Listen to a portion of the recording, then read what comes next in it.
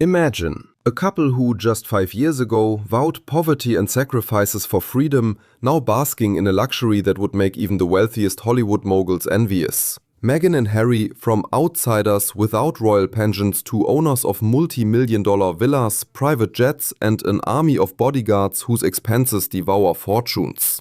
But how and at what cost? This is not a tale of self-sacrifice. It's the dark side of an empire built on lies, suspected tax evasion, and the commercialization of their own pain. Today we'll dive into the rabbit hole of their financial miracle, where every million hides a scandal and every contract a potential trap for the authorities. The couple, who just a few years ago publicly declared they were renouncing financial support from the crown, today live in a luxury that seems above average even for Hollywood celebrities.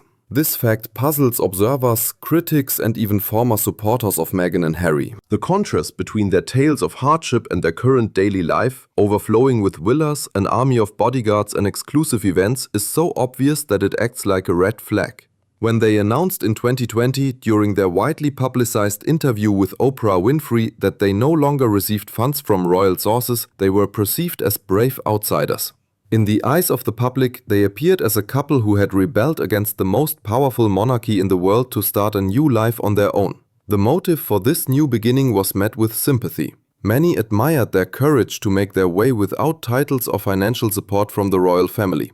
However, a picture soon emerged that hardly fit this story. Instead of a modest start to life in a foreign country, the Sussexes settled into a mansion in Montecito, California, worth millions of dollars. Photos of private jets, luxurious designer clothes, and round-the-clock security provoked a growing contradiction between their self-presentation and perceived reality.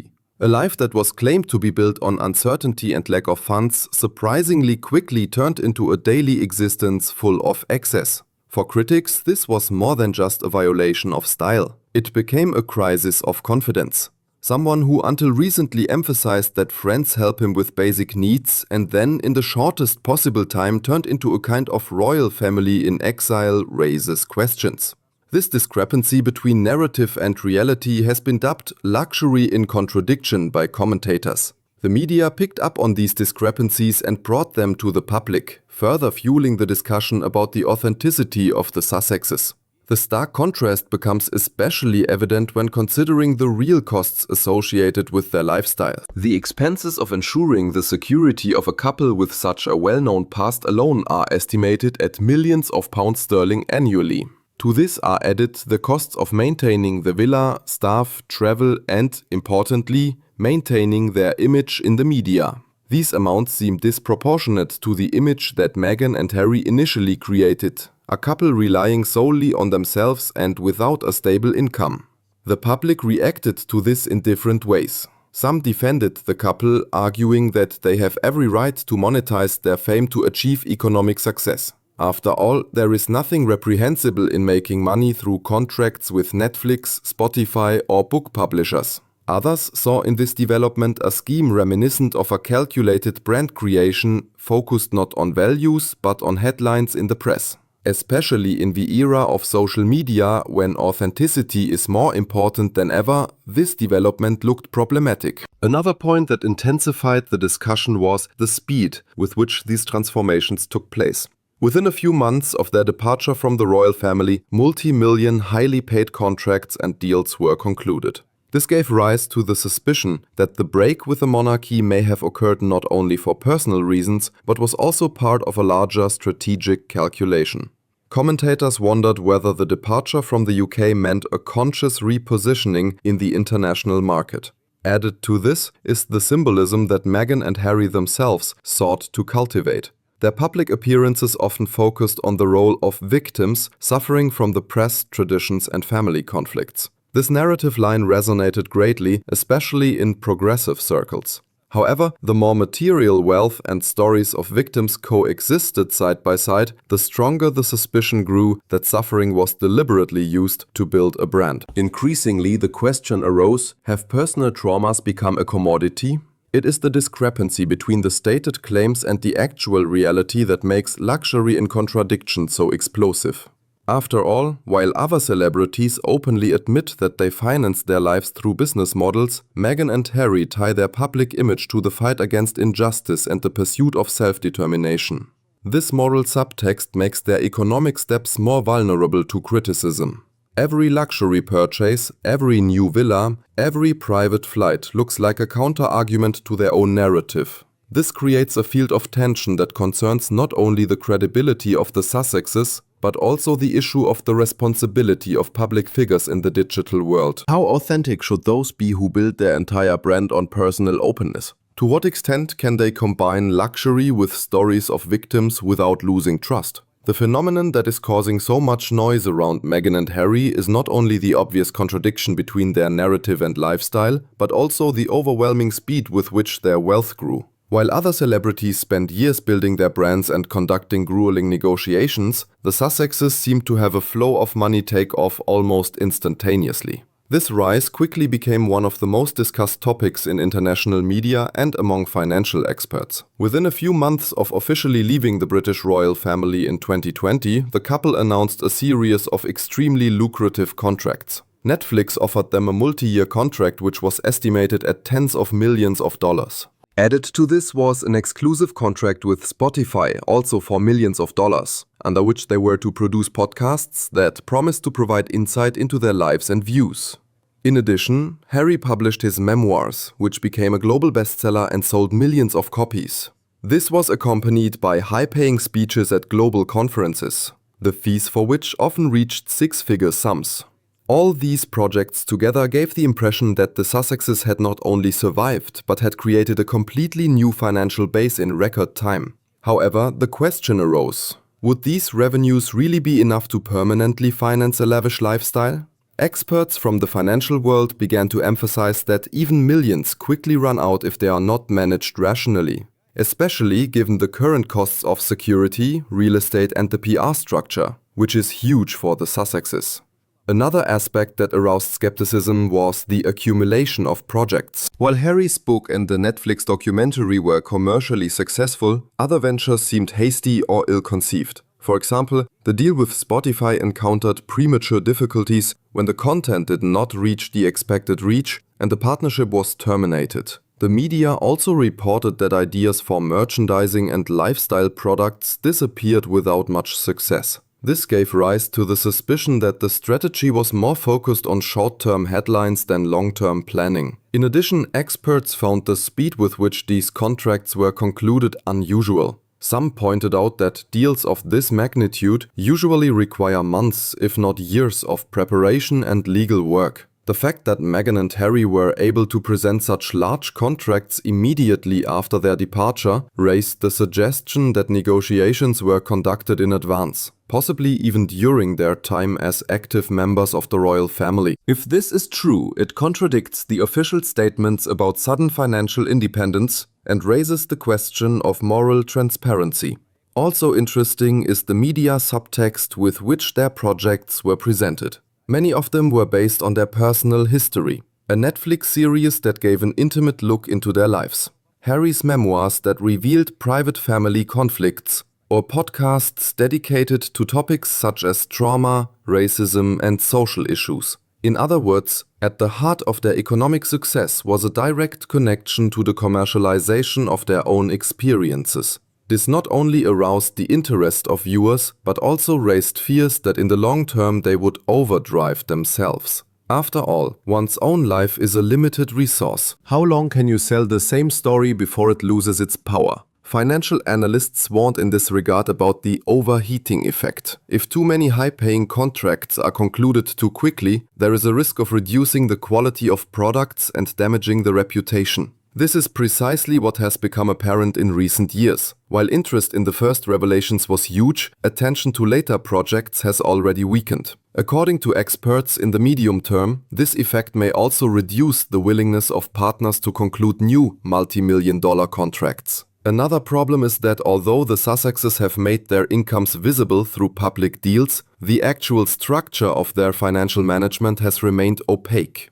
Where does the money go? Which companies manage it? Are there trusts or offshore companies? These questions have been raised by journalists and intensified the discussion about transparency. The fact that such a well-known brand has caused such uncertainty has become a sign for many that more may have been happening behind the scenes than was reported to the outside world.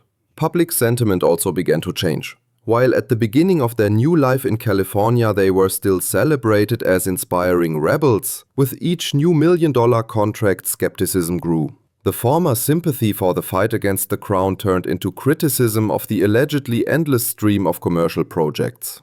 Increasingly the question was asked, do the Sussexes really embody new values or simply lead the lifestyle of royal Kardashians? The impression remains that the speed of Meghan and Harry's enrichment has caused not only envy but also justified doubts. Their development has become a striking example of how in the digital age fame and media attention can be monetized in record time. But at the same time, it raised the question of whether such a model is sustainable in the long term or will eventually collapse like a house of cards. Can an empire built in such a short time really exist in the long term, or will Meghan and Harry only become the latest examples of stars who have been overtaken by the dynamics of rapid enrichment as quickly as they have profited from it? As discussions about the Sussexes' rapid enrichment grew louder, attention soon shifted from moral issues to possible legal consequences. After all, the crucial question was no longer whether Meghan and Harry had made too much money too quickly, but whether these revenues were manageable legally and transparently. In this context, the voices of financial experts, lawyers, and even government agencies who demanded a more thorough investigation were increasingly heard. In both the United Kingdom and the United States, according to reports from several major media outlets, financial authorities were to take a closer look at the couple's structures. It's not so much about individual incomes as about the overall construction. Which companies manage the funds? In which countries are these companies registered? Are the relevant taxes paid correctly? Such questions are not new for celebrities, but the scale of the Sussexes' activities, with their international income, foundations, deals and stakes in companies, makes the situation particularly complex. Particular attention was drawn to the charitable organizations that Meghan and Harry created after leaving the royal family. Charity and social projects are a central part of their brand. But it is this area that can become a risk from a legal point of view. After all, as soon as donations, public funds or charitable events come into contact with commercial activities, all processes must be carefully documented. For tax authorities, ambiguities in this area are often the first sign that you should take a closer look. Added to this are repeated reports of possible offshore schemes. There have been repeated suggestions that funds may be passing through various international accounts in order to obtain tax benefits. Even if there is no conclusive evidence of this, the public discussion alone is enough to put pressure on the authorities and partner companies. After all, even the suspicion of concealing information can seriously undermine trust in business models. Harry's memoirs and other media projects have made him and Meghan public figures who owe not only their personal lives, but also financial transparency. Anyone who builds their reputation on honesty must take particular care to ensure that their own structures meet these requirements. But it is precisely here that observers have increasingly seen contradictions. Stories of transparency and sacrifice conflicted with the opaque mechanisms of global financial flows. Some legal experts have publicly warned that if uncertainties continue, criminal issues could also be raised, although it is currently mainly a matter of financial and tax law. But as soon as there are suspicious moments, such as the misuse of funds or unclear data in contracts, the investigation could take a completely different direction. Such scenarios as subpoenas, interrogations, or even lawsuits suddenly no longer seemed theoretical. In public perception, this topic was further aggravated as a result of media coverage. International headlines spoke of financial irregularities and potential confusing situations, even if the details were still the subject of speculation. However, in the media age, one suspicion is enough to cause irreparable damage to reputation. The more often reports of a possible investigation appeared, the stronger the idea became that the Sussexes could come under the scrutiny of the authorities. This development has also scared off investors and partners. Brands that have entered into collaboration with Meghan and Harry have had to weigh whether public criticism and legal uncertainty outweigh the benefits of such partnerships. Especially in industries such as fashion or media, where image is a crucial factor, one stain on their reputation is enough to undermine their business model. One of the main problems is the speed at which rumors and accusations spread. While authorities take months or years to fully investigate, news of possible investigations travels the world in hours. This creates an atmosphere in which even unconfirmed claims can appear as facts. For the Sussexes, this means they have long been battling not only real authorities, but also the power of public opinion. In such a situation, even a small formal error, incomplete information in a tax return, or a delay in publishing documents can be seen as evidence of more serious violations. This is where the crux of the problem lies. The more complex the financial structure, the more likely minor omissions are, which are then perceived by the public as symptoms of a much more serious problem. The obvious question arises, can Meghan and Harry manage their empire stably and transparently enough for it to withstand increasing legal requirements, or will pressure from authorities and the public ultimately lead to real legal consequences? The Sussexes' media staging has become a central element of their entire business model and at the same time its weakest point. While it is common in the entertainment industry to turn stories into marketable products, the couple has touched on a very sensitive topic, their own role as victims. From the beginning, their narrative was that they were victims of intrigue, institutional racism, family conflicts and media pressure. This narrative was skillfully transformed into projects such as documentaries, interviews, podcasts and books. But the stronger the "we are victims" motive became a central argument for sales, the more doubts arose about the authenticity of this picture. Netflix productions, Harry's memoirs or podcasts on Spotify repeatedly presented intimate details. They offered viewers and listeners a glimpse behind the palace walls, which was so personal and dramatic that it seemed almost visionary. At first, this attracted enormous attention and ensured high sales, but over time some fatigue set in. Critics noted that the same conflicts were constantly being reworked but hardly developed. For many, selling pain seemed increasingly calculated. Particularly noticeable was the change in Meghan's public behavior. While at the beginning she focused on the role of an active activist, speaking at charity events, speeches about women's rights, supporting small organizations, over time the focus shifted more and more to lifestyle topics. Plans to create wellness startups, rumors about cosmetic lines or culinary shows, cooperation with luxury brands in the fashion industry, all this indicated a transition from political moral activism to commercial branding. For observers, this change contradicted their initial criticism of the circus of the monarchy. Harry's role developed in parallel but differently. With his book he achieved a large reach, but the price for it was high. The description of personal traumas, revelations about his family, and partially contradictory presentations led to a loss of credibility. While his openness was initially considered bold, it was later perceived as a strategy for attracting attention and generating profit. As a result, some of the trust that supported his image as a vulnerable rebel was lost. The media has become rooted in the opinion that the Sussexes are no longer telling stories but creating them. Every interview, every public appearance, every public action seemed so carefully prepared and calculated for headlines that spontaneity and authenticity were barely visible. For fans, this was often not a problem. They still consumed the content. But for neutral observers, it created the impression of an endless PR machine. Partner companies also began to take a critical view of this trend. After all, whoever builds a brand on authenticity can quickly lose credibility if their stories seem contrived. There were reports that some cooperation partners quietly distanced themselves, fearing that the Sussexes' image could do more harm than good in the long run, especially in the lifestyle and fashion industry, where credibility and an exemplary character are important. This is a serious risk factor. An additional problem is the question of sustainability. How long can you sell a story that at its core always refers to the same conflicts? While the first revelations aroused great interest, the subsequent seemed like repetition. This is where the criticism arises. The business model seems to be geared towards short-term attention, but in the long run any narrative loses its power if it is not supplemented with new, meaningful elements. The contradiction between the role of victim and a luxurious lifestyle has further exacerbated this problem. On the one hand, Meghan and Harry emphasized how much they suffered from pressure and rejection. On the other hand, they appeared in a luxurious Californian villa, at exclusive events, and in the company of celebrities.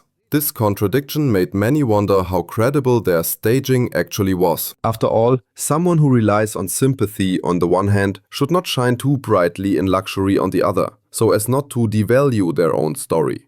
Legal experts have also commented on this. They warned that constantly emphasizing the role of victim in combination with commercial use could become problematic from a legal point of view if financial structures remain opaque. As soon as donation, charity and private benefit are mixed too much, accusations of misleading or impermissible commingling arise. Even without concrete evidence, the public discussion alone is enough to raise doubts about seriousness. The clearer this criticism was formulated, the stronger the pressure from the media became. What was once considered a liberating blow increasingly resembled a PR project that blurred the line between truth and marketing. This is where the long-term risk arose. The more the Sussexes rely on staging, the greater the danger that their brand will be perceived as artificial, and artificial brands are the first to lose their supporters in times of crisis. Can a business model that constantly stages its own pain really exist in the long term? Or will Meghan and Harry eventually become victims of their own strategy, which exchanged authenticity for constant media presence? After the Sussexes' media strategy began to arouse more and more skepticism, the first clear cracks appeared in the foundation of their empire. After all, a business model that heavily depends on public attention inevitably begins to falter as soon as doubts arise about its authenticity. For Meghan and Harry, this meant that their initially seemingly unshakable network of brand partnerships, investors, media companies, and benevolent supporters suddenly began to crumble. A key moment was the departure of individual business partners. According to reports, several companies that were initially willing to invest millions in cooperation quietly left. The reasons were rarely stated publicly, but industry insiders spoke of reputational risks. In the world of fashion, lifestyle, and entertainment, trust is crucial capital. As soon as public opinion changes, any partnership becomes a potential risk. This is exactly what was observed in the case of the Sussexes. What was initially considered an innovative connection between a royal past and the modern world of brands turned into a factor of uncertainty. Harry's personal image further contributed to this development. His book, which initially caused a sensation and high sales, also left a trace of uncertainty. Contradictions in his descriptions, unconfirmed details, and aggressive openness towards his family led many media outlets to begin questioning his credibility. While he wanted to position himself as a voice of honesty, his behavior increasingly resembled that of a person mired in a chaos of lawsuits, interviews, and media campaigns. Parallel to this, the problem that their income was high but their expenses even higher intensified. Security teams, the Montecito estate, international travel, and PR machines generated annual expenses of tens of millions. Even successful projects could not cover these sums in the long term. Financial experts warned that a business model based on rapid media success is hardly suitable for building a stable fortune. The more headlines appeared in the press, the more capital leaked away, and this cycle could not continue indefinitely. Tensions also manifested themselves in the social sphere. Charities that cooperated with Meghan and Harry were forced to emphasize their distance as soon as reports of possible financial ambiguities appeared in the media. Although there was no evidence of illegal activities, the public discussion alone was enough to sow distrust. For NPO foundations, whose reputation depends on impeccable transparency, the risk of being associated with names tarnished by scandals was too great. Meghan herself tried to counteract this with new projects. Lifestyle platforms, health products, rumors about culinary shows, or collaborations in the fashion industry were intended to create the impression that her empire was diverse and future-oriented. However, critics noted that this diversity was more reminiscent of bustling activity than strategic planning. Whoever expands in too many directions at the same time risks diluting the essence of their brand. This seems to be what happened in this case. Public opinion changed noticeably. While Meghan and Harry were initially perceived as victims of an all-powerful monarchy, in many media outlets they became entrepreneurs who tirelessly promoted their own story. This perception cost them sympathy. Instead of solidarity, the feeling intensified that they were only using the pain of their past as a means to an end. And in a media environment that constantly demands new stories, this is a dangerous development. Political observers also began to draw parallels. In the United States, where the media react more sharply and directly to inconsistencies, comparisons were made to previous celebrities who ran into financial difficulties due to excessive self-promotion. In the United Kingdom, in turn, their case served critics of the monarchy as proof that royal glamour is virtually impossible to maintain without institutional structures. In both cases, Meghan and Harry found themselves at the center of debates that they could no longer fully control. Another problem was the growing skepticism from the public. Social networks, which were initially their strongest allies, demonstrated changes in trends. Comments that were previously mostly supportive became increasingly critical. Hashtags that once expressed solidarity were replaced by ironic or cynical comments. In the digital world, where attention is the most valuable asset, this trend acted like a stigma. The public began to turn away. Thus, the Sussexes' empire became an example of how quickly a success story can falter if image, authenticity, and strategy are not aligned. The brilliance of rapid success gave way to sober reality. The business model that heavily depends on public approval loses its value as soon as that approval wanes. But is this already the beginning of the end of their project? Or is it just a consolidation phase after which Meghan and Harry can return with a new, clearer strategy? The future of Meghan and Harry today fluctuates between two poles: the attempt to establish themselves as a global brand in the lifestyle and media sector, and the real danger of being involved in legal disputes. While their empire has grown rapidly in recent years, cracks have simultaneously appeared that could seriously threaten its existence. Pressure from the media, financial authorities, and the public has increased to such an extent that it leaves virtually no room for error. A decisive factor is the question of a possible investigation. Both the USA and the UK have strict rules regarding the connections between non-profit organizations and commercial enterprises. If violations are identified during audits, fines and restrictions or even lawsuits may be imposed. Accusations of misuse of funds or insufficient transparency of international financial flows would be particularly sensitive. Although there is currently no reliable evidence of illegal activities, the possibility alone is enough to cause concern among investors and partner companies. Parallel to this, the task remains to ensure the long-term sustainability of their business model. After all, the more their empire relies on attention and revelations, the greater the risk of its exhaustion. A personal story is a limited resource. As soon as the public gets the impression that old conflicts are only being repeated or artificially inflated, the brand loses its appeal. This trend is already being felt. What was once considered a bold step towards liberation is increasingly perceived as a calculated, permanent staging. The distance kept by the monarchy also exacerbates this uncertainty. While Charles, William, and other members of the royal family continue to perform their duties, clearly focusing on tradition and continuity, Meghan and Harry look like the opposite, in the bright spotlight of the media. This tense relationship reinforces the contrast. On the one hand, a centuries-old institution. On the other hand, a young couple turning their story into commercial projects. For many observers, this comparison is crucial for assessing the Sussexes' credibility. Added to this is a change in public mood. Fans who initially enthusiastically supported the couple are now showing signs of fatigue. Some criticized the Sussexes for the fact that their former fight against injustice is increasingly turning into a fight for significance. Others see them as pioneers of a new type of celebrity who rely not on titles but on media influence. This division reinforces the uncertainty. The empire depends on an audience that is both fascinated and skeptical. Media experts note that the outcome of this situation will largely depend on whether Meghan and Harry succeed in creating a new story. Instead of continuing to play the role of victims, they need to create content that is focused on sustainability, innovation, and real added value. Only in this way can they regain the trust that has been undermined by numerous contradictions. If they do not succeed, the Sussexes brand may end as an episode that attracted enormous attention for a short time, but could not establish itself for long.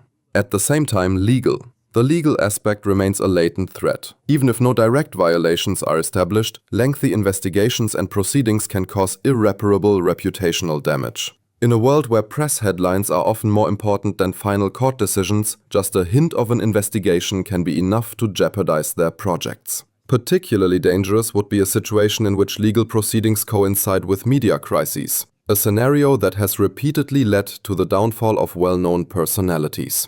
Against this backdrop, the future of the Sussexes looks like balancing on a tightrope. On the one hand, they still possess enormous influence, international contacts, and a platform that opens doors for them in the media, economy, and politics. On the other hand, they face a deficit of trust, which casts doubt on their reliability with each new project. Ultimately, the main question arises: can Meghan and Harry redefine their empire before it collapses under the pressure of criticism, fatigue, and legal proceedings?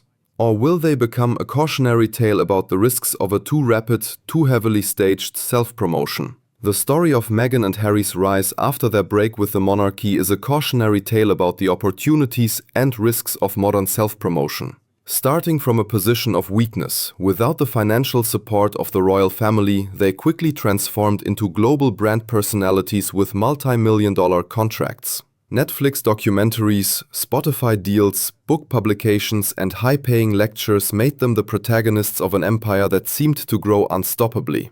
But this rapid ascent simultaneously revealed a deep contradiction. While portraying themselves as victims of family structures and media hysteria, they led a lifestyle full of luxurious villas, private jets, and expensive security systems.